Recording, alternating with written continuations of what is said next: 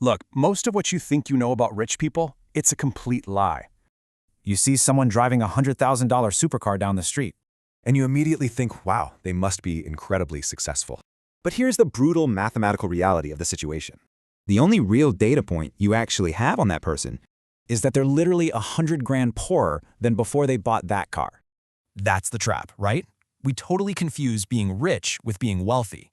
See, rich is just current income. It's the flashy car, the designer watch, the massive house. Rich is loud. It's just spent money. But real wealth? Wealth is completely silent. Wealth is all those financial assets that haven't been turned into stuff yet. It's the stock portfolio, the real estate, the cash sitting in the bank. Basically, wealth is the financial options you haven't exercised. So, to break this cycle today, you've got to implement the status interruption rule.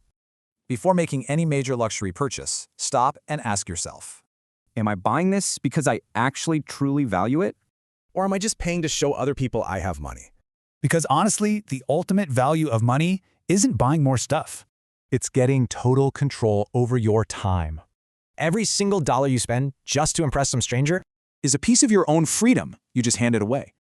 And hey, if you think keeping up with the neighbors is hard, It's nothing compared to the hidden trap most people fall into. right after they start making some real money. Which is exactly why